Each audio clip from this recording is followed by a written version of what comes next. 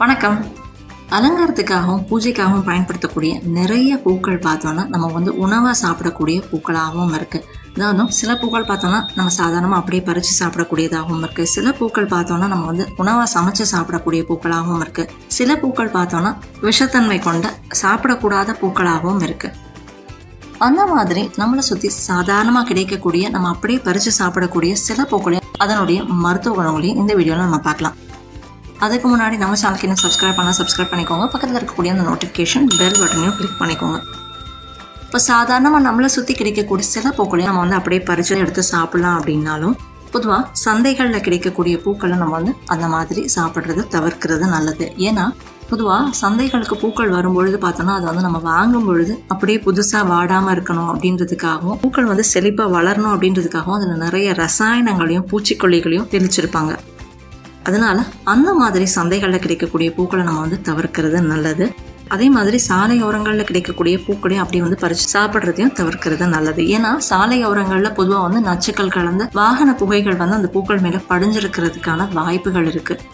அதனால அந்த மாதிரியான இடங்களில் கிடைக்கக்கூடிய பூக்களையும் நம்ம தவிர்த்துட்டு வீட்டு தோட்டங்களில் இல்லை நம்மளை சுற்றி இருக்கக்கூடிய இயற்கை விவசாய பண்ணைகளில் அப்படியே பறித்து சாப்பிடக்கூடிய பூக்களை நம்ம அப்படியே பறித்து சாப்பிடலாம். அது என்ன மாதிரியான பூக்கள், அதனுடைய சில மருத்துவ குணங்கள் என்ன அப்படின்றதையும் இப்போ நம்ம பார்க்கலாம். பொதுவாக அப்படியே நம்ம பறித்து சாப்பிடக்கூடிய பூக்கள் அப்படின்னு நான் சொல்லும் பொழுது எல்லாருக்குமே நினைவுக்கு வரக்கூடிய ஒரு பூ ரோஜா பூ. சின்ன வயசுல எல்லாருமே இந்த ரோஜா இதழ்களை அப்படி பறித்து சாப்பிட்ருப்போம். அந்த மாதிரி சாப்பிட்ருக்கீங்க, அதனோட நினைவுகள் வந்திருந்தா கண்டிப்பாக கமெண்ட் பண்ணுங்க. இப்போ ரோஜா பூ அப்படின்னு சொல்லும் பொழுது இந்த நாட்டு ரக ரோஜா இதழ் பார்த்தோம்னா அபரிவிதமான மருத்துவ குணங்கள் இருக்கக்கூடிய ஒரு பூ இது. இந்த ரோஜா இதழ்களில் தான் குல்கந்து செய்கிறதும் உண்டு. இயற்கை முறையில் வீட்லேயே எப்படி குல்கந்து செய்யலாம் அப்படின்றதோட வீடியோவும் நம்மளோட சேனலில் இருக்குது. கண்டிப்பாக பார்க்காதவங்க அதையும் பாருங்கள்.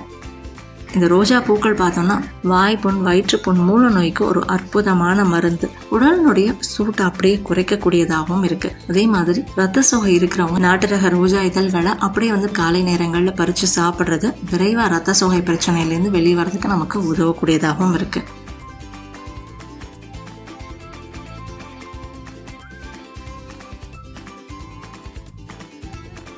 அடுத்ததை நம்ம பார்த்தோம்னா செம்பருத்தி பூக்கள். பொதுவாக பூஜைக்கு அதிகமாக பயன்படுத்தக்கூடிய ஒரு பூ. ஹிருதயத்தை பலப்படுத்துறதுக்கு ஒரு அற்புதமான பூ இதுன்னு சொல்லலாம். அதாவது 5 இதழ் இருக்கக்கூடிய இந்த செம்பருத்தி பூக்கள் மருத்துவ குணம் அதிகமாக இருக்கக்கூடிய ஒரு பூ வகையாகவும் இருக்கு. ஹிருதயத்துக்கு மட்டும் இல்லாமல் பெண்களுக்கு வரக்கூடிய நிறைய பிரச்சனைகளுக்கும், ஆண்கள் பெண்களுக்கு வரக்கூடிய குடல் சம்பந்தமான நோய்களுக்கும் ஒரு அற்புதமான மருந்து இந்த செம்பருத்தி பூக்கள்னு சொல்லலாம். ஒரு 48 நாளுக்கு, அதாவது ஒரு மண்டலத்துக்கு நம்ம ஒரு 3 செம்பருத்தி பூக்களை காலை நேரங்களில் நம்ம எடுத்துக்கும் பொழுது ரத்தம் அசுத்தமாக இருந்தாலும் அதை சுத்தப்படுத்தக்கூடிய தன்மை இந்த செம்பருத்தி பூக்களுக்கு இருக்கு. இது மட்டும் இல்லாமல் இன்னும் நிறைய மருத்துவ குணம் நம்ம பார்க்கக்கூடிய இந்த பூக்களுக்கு இருக்கு.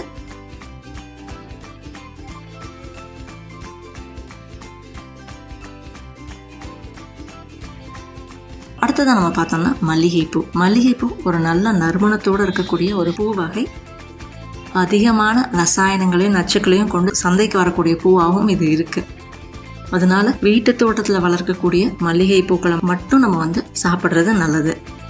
இந்த மல்லிகை பூக்கள்னு இதனுடைய நறுமணமே பார்த்தோம்னா மன உளைச்சல்லேருந்து நம்மளை பாதுகாக்கிறதுக்கு உதவும். மனதை அமைதிப்படுத்துறதுக்கும் ஒரு அற்புதமான பூ. இருதயத்துக்கு பலத்தை கொடுக்கக்கூடியது. உடல் எடை குறையணும் அப்படின்னு நினைக்கிறவங்க இந்த மல்லிகை பூக்களை சாப்பிடலாம். அதே மாதிரி தொற்று நோய் பாதிப்புகள் வராமல் நம்மளை பாதுகாக்கிறதுக்கும் இந்த மல்லிகை பூக்கள் நமக்கு உதவக்கூடியதாகவும் இருக்கு. மல்லிகை பூக்களை தேநீராகவும் எடுத்துக்கிறது உண்டு.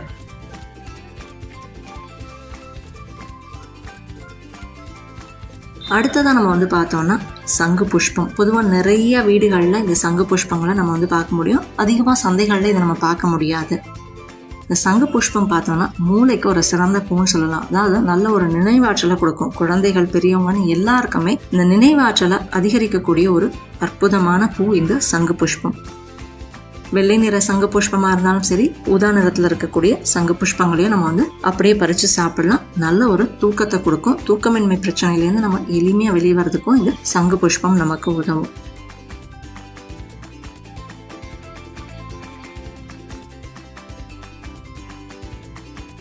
இது பார்த்தோம்னா ஆவாரம் பூக்கள். சாதாரணமாக நம்ம பறித்து சாப்பிடக்கூடிய ஒரு பூக்களில் தான் இந்த ஆவாரம் பூக்களும் வரும்.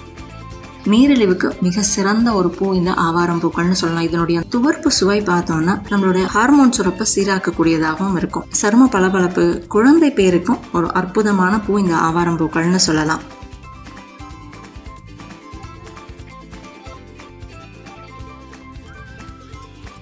அடுத்ததாக நம்ம பார்த்தோம்னா தும்பை பூக்கள். நல்ல வெள்ளை நிறத்தில் இருக்கக்கூடிய இந்த தும்பை பூக்களை நம்ம அப்படியே பறித்து சாப்பிடலாம். பொதுவாக குழந்தைகளுடைய சளியை போக்குறதுக்கு இந்த தும்பை பூக்களை கொடுக்கறது உண்டு. குழந்தைகளுக்கு மட்டும் இல்லாமல் பெரியவங்களுக்கும் நுரையீரலில் வரக்கூடிய பாதிப்புகள், நுரையீரல் சம்பந்தமான பிரச்சனைகளுக்கு ஒரு நல்ல தீர்வை கொடுக்கும். காலை நேரங்களில் சில தும்பை பூக்களை அப்படி நம்ம பறித்து சாப்பிட்றது நல்ல ஒரு பலனை கொடுக்கும். அது மட்டும் இல்லாமல் கண் நோய்கள், கண்ணில் வரக்கூடிய பிரச்சனைகளுக்கு சிறந்தது. கண் பார்வை அதிகரிக்கிறதுக்கும் இந்த தும்பை பூக்கள் நமக்கு உதவும். உடல் வலியை போக்குறதுக்கும் உடலில் வரக்கூடிய வீக்கங்களை குறைக்கிறதுக்கும் இந்த தும்பை பூக்கள் உதவும்.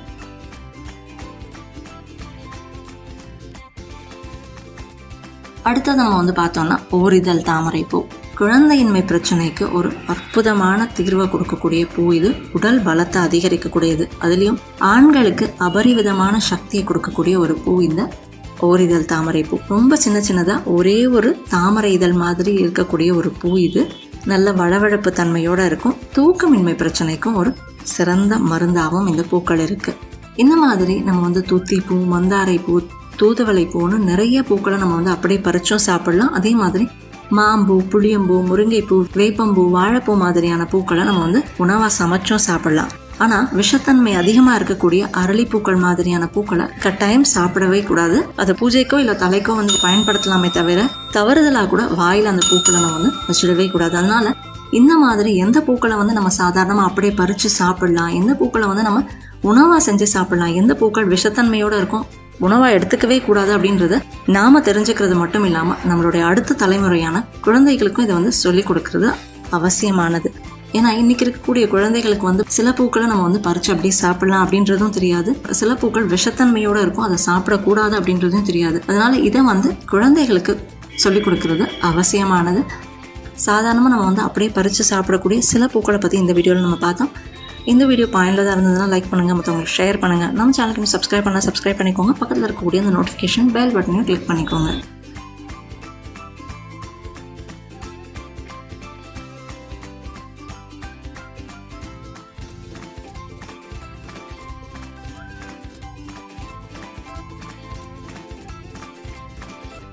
என் ஆரோக்கியம், என் குடும்பத்தின் ஆரோக்கியம், என் சமூகத்தின் ஆரோக்கியத்திற்கான பயணம் இது. கைகோர்ப்போம், ஆரோக்கியத்திற்கு விதையாவோம். நன்றி.